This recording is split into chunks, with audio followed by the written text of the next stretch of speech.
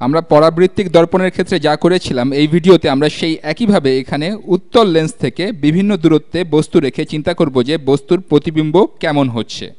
এটা করার একটা কারণ হলো বিভিন্ন ক্ষেত্রে কি হচ্ছে তা দেখা, আরেকটা কারণ হলো কিভাবে আমরা এটা নিয়ে চিন্তা করব তার অনুশীলন করা।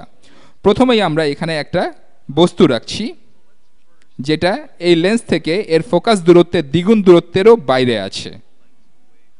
আমি বস্তুটাকে এখানে রাখলাম, তীর দিয়ে বস্তুটাকে প্রকাশ করলাম।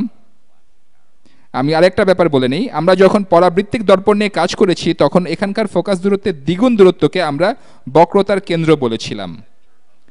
এখানে আমরা এটা ফোকাস দূরত্বের দ্বিগুণ দূরত্ব বলবো, কারণ এটা আসলে বক্রতার কেন্দ্র নয়, বা এই দূরত্বটা আসলে এই দুইটা বক্রতলের কোনোটারই বক্রতার ব্যাসার্ধ নয়। আমরা এটাকে শুধুমাত্র 2f বলবো। এখন আমরা এটা বের করার চেষ্টা করব যে এই বস্তুটার প্রতিবিম্ব কেমন হবে যখন এখান থেকে নির্গত আলোকরশ্মি লেন্সে প্রতিসরিত হবে। সবসময় যা করেছি এবারও আমরা একই রকম আলোকরশ্মি নেব। মনে রাখবেন এই বস্তুর উপরের প্রতিটা বিন্দু হতেই সব দিকে আলো নির্গত হচ্ছে, কারণ বস্তুটার উপর আলোর ব্যাপ্ত প্রতিফলন হবে। তাই আমরা আমাদের সুবিধাজনক রশ্মি নেব। একটা আলোকরশ্মি এই তীরের উপরের প্রান্ত হতে নির্গত হয়ে প্রধান অক্ষের সমান্তরালে লেন্সের উপর আপতিত হচ্ছে। আমি এই লেন্সের ভেতরের প্রতিসরণ এখন আর দেখাচ্ছি না, কিন্তু আমরা জানি আলোকরশ্মি যদি প্রধান অক্ষের সমান্তরালে লেন্সে প্রবেশ করে তবে প্রতিসরিত রশ্মি লেন্সের অন্য প্রান্তের ফোকাস দিয়ে যাবে। তাহলে এই প্রতিসরিত রশ্মিটা লেন্সের অন্য প্রান্তের ফোকাস বিন্দুর মধ্য দিয়ে যাচ্ছে। এবার লেন্সের বাম পাশ হতে আরেকটা আলোকরশ্মি লেন্সের এ পাশের ফোকাসের মধ্য দিয়ে লেন্সে প্রতিসরিত হয়ে সমান্তরালভাবে যাবে। এটা করা যাক। আমি এটা অন্য রং দিয়ে করি। আলোকরশ্মিটা তীরের অগ্রপ্রান্ত হতে বাম পাশের ফোকাস দিয়ে লেন্সে আপতিত হলো। এটা এবার প্রতিসরিত হয়ে প্রধান অক্ষের সমান্তরালভাবে যাচ্ছে। তাহলে বস্তুর এই বিন্দু হতে যে আলোকরশ্মিগুলো আসছে সেগুলো লেন্সের ডান পাশে এই বিন্দুতে আবার মিলিত হবে। আমরা এই বস্তুর উপর প্রতিটা বিন্দুর জন্যই এটা করতে পারি। আমরা বস্তুটার মাঝামাঝি জায়গায় একটা বিন্দু নেই, তবে আলোকরশ্মিগুলো এখানে আবার মিলিত হবে। তাহলে এই বস্তুটার প্রতিবিম্ব দেখতে এরকম হবে। প্রতিবিম্বটা দেখতে এরকম হবে। তাহলে এটা একটা বাস্তব প্রতিবিম্ব হবে, কারণ রশ্মিগুলো আসলেই মিলিত হচ্ছে। তাই প্রতিবিম্বটা হলো বাস্তব এবং এটা উল্টা। বস্তুটা উপরের দিক নির্দেশ করছিল আর এটা নিচের দিক নির্দেশ করছে। এই অবস্থায় প্রতিবিম্বটা বস্তুর চেয়ে ছোট হবে। তাহলে বাস্তব ছোট উল্টানো প্রতিবিম্ব গঠিত হচ্ছে। আমরা আরও কয়েকটা উদাহরণ দেখি। আমি ভিডিওটা শুরু করার আগেই সময় বাঁচানোর জন্য কপি করে রেখেছিলাম, এবার এটা এখানে পেস্ট করছি। এবারে একটা অবস্থা দেখা যাক যেখানে বস্তুটা ফোকাস দূরত্বে দ্বিগুণ দূরত্বে বা 2f দূরত্বে আছে। তাহলে বস্তুটাকে এখানটাতে রাখছি, এখানটাতে। এবার আমি নীল রং দিয়ে করছি। আমরা এই ক্ষেত্রে একই কাজ করব। আপনারা কাগজ নিয়ে নিজেরা এটা করুন, এতে আপনাদের অনুশীলন হবে।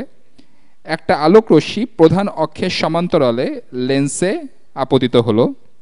এটা প্রতিসরিত হয়ে অন্য পাশের ফোকাসের মধ্য দিয়ে যাবে। তারপর আরেকটা আলোকরশ্মি লেন্সের বাম পাশের ফোকাসের মধ্য দিয়ে দর্পণে আপতিত হলো। এটা প্রতিসরিত হয়ে প্রধান অক্ষের সমান্তরালে যাবে।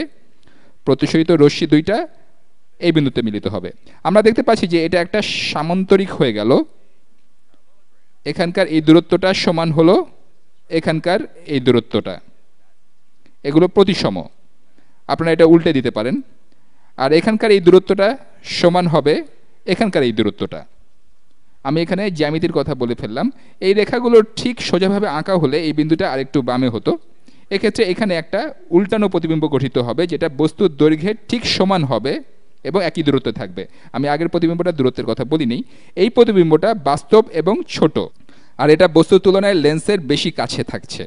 এটা লেন্সের কাছে চলে আসবে, আর এক্ষেত্রে প্রতিবিম্বটা ঠিক বস্তুর সমান হবে, কিন্তু প্রতিবিম্বটা হবে উল্টা। আর এটা লেন্স থেকে বস্তু যত দূরে আছে ঠিক তত দূরে লেন্সের অন্য পাশে থাকবে। আবার বলছি যে এটা একটা বাস্তব প্রতিবিম্ব। এবার আরেকটা করা যাক। আমি আগের ছবিটাই আবার পেস্ট করছি। এবার আমরা বস্তুটাকে ফোকাস এবং ফোকাস দূরত্বের দ্বিগুণ দূরত্বের মাঝামাঝি জায়গায় রাখব। অর্থাৎ বস্তুটাকে f আর 2f এর মাঝে কোথাও রাখব। আমি বস্তুটাকে এখানে রাখলাম। এবারও একটা আলোক রশ্মি সমান্তরালভাবে লেন্সে আপতিত হচ্ছে, এটা প্রতিসরিত হয়ে অন্য পাশের ফোকাসের মধ্য দিয়ে যাচ্ছে। এটা আরেকটু ভালোভাবে আঁকি। রশ্মিটা অন্য পাশের ফোকাসের মধ্য দিয়ে যাচ্ছে, এরপর আরেকটা আলোক রশ্মি বাম পাশের ফোকাসের মধ্য দিয়ে লেন্সে আপতিত হচ্ছে, এটা প্রতিসরিত হয়ে প্রধান অক্ষের সমান্তরালভাবে যাবে। রশ্মি দুটো এই বিন্দুতে মিলিত হচ্ছে। আমি সব বিন্দুর জন্য এটা করতে পারতাম, আমি শুধু তীরের অগ্রপ্রান্তের জন্য এটা করলাম, কারণ আমি জানি নিম্ন প্রান্তের ক্ষেত্রে রশ্মিগুলো এখানে মিলিত হবে। আমি শুধু দুইটা বিন্দু নিয়েছি, এগুলো এপাশে মিলিত হলো। আমি যদি বস্তুর মাঝামাঝি একটা বিন্দু নিয়ে একই কাজ করি, তবে রশ্মিগুলো এখানে মিলিত হবে। তাহলে পুরা প্রতিবিম্বটা এভাবে গঠিত হবে। প্রতিবিম্বটা বাস্তব, উল্টো এবং এবার বিবর্ধিত, আর প্রতিবিম্বটা এবার লেন্স থেকে দূরে থাকছে বস্তুটার তুলনায়। এটা আমাদের প্রথম উদাহরণের ঠিক উল্টো ঘটনা। প্রথম উদাহরণে বস্তুটা বড় ছিল যখন সেটা 2f দূরত্বের চেয়েও বেশি দূরে ছিল, আর প্রতিবিম্বটা অন্য পাশে এরকম জায়গার মধ্যে ছিল। এবার বস্তুটা এখানে আছে আর প্রতিবিম্বটা অন্য পাশে আছে। এখানে প্রথম উদাহরণের উল্টো ঘটনা ঘটছে। এবার আরও একটা উদাহরণ করি। আগের ছবিটা পেস্ট করব। এবার বস্তুটাকে ঠিক ফোকাসে রাখব, এরপর দেখব কি ঘটে। অনেক সময় অনেকেই ফিজিক্স পরীক্ষার জন্য এসব মুখস্থ করে, কিন্তু সেটা করার কোনো দরকার নেই। আপনাকে শুধুমাত্র তীরের উপরের প্রান্ত হতে দুইটা রশ্মির কথা চিন্তা করতে হবে, তাহলেই আপনি বুঝতে পারবেন প্রতিবিম্ব কেমন হবে।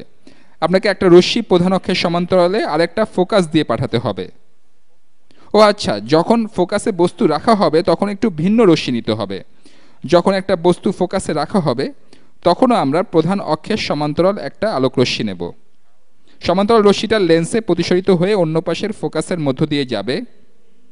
এবার এ পাশের ফোকাসের মধ্য দিয়ে আলোক রশ্মি পাঠানোর পরিবর্তে আপনাকে অন্য কিছু করতে হবে। বস্তুটা ফোকাসে আছে বলে এটা করা যাবে না। এবার এমন একটা আলোক রশ্মি নেই যেটা প্রতিসরিত হবে না। পরাবৃত্তিক দর্পণের ক্ষেত্রেও আমরা এমনটা করেছি। আসলে পরাবৃত্তিক দর্পণের ক্ষেত্রে আমরা এর কেন্দ্র দিয়ে আলোক রশ্মি পাঠিয়েছি।